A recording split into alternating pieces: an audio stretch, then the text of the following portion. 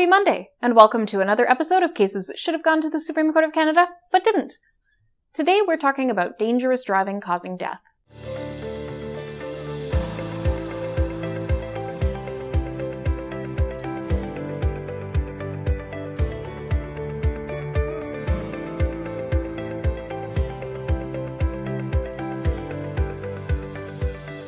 Cases that should have gone to the Supreme Court of Canada, but didn't.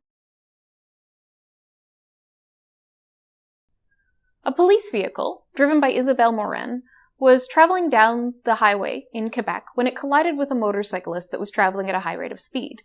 Ultimately, the court determined that the police officer was violating the traffic laws in Quebec, and as a result had committed the offense of dangerous driving based on the manner of operating the police vehicle that led to the collision that led to the death. This case raises an important issue, because whether or not somebody is violating a provision of a provincial road and highway statute doesn't necessarily, in my opinion, equate to dangerous driving. And yet we've seen the Supreme Court of Canada, including very recently in a case out of Vancouver, determine that violations of provincial statutes may, in some circumstances, arise to the level of dangerous driving, even though these are merely regulatory violations.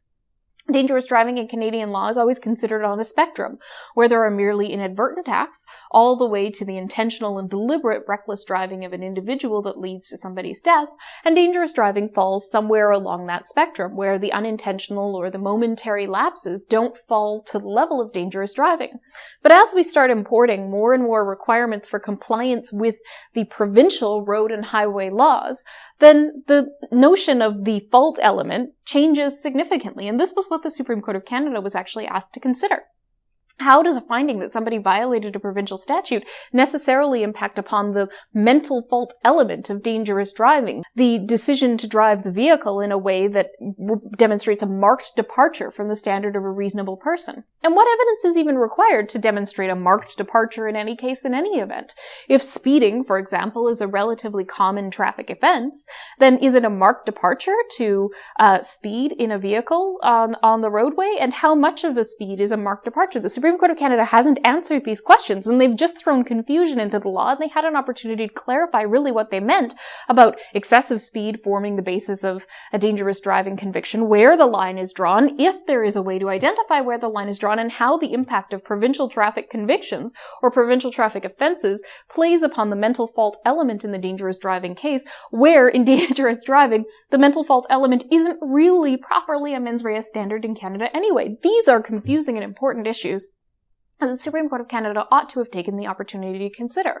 And unfortunately, it's left the state of dangerous driving litigation in Canada in a bit of a flux and in a bit of confusion that's only going to lead to more people being convicted or more people being acquitted wrongfully as a result of an improper and incomplete direction from the Supreme Court of Canada in relation to the dangerous driving law.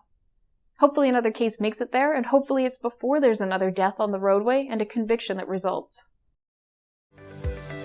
Cases that should have gone to the Supreme Court of Canada, but didn't. Thank you for tuning in to another episode of Cases that should have gone to the Supreme Court of Canada, but didn't. I'm Kyla Lee at Acumen Law Corporation. Thank you to Brazen Bull Creative for putting together these videos. Please like, subscribe, and share with your friends.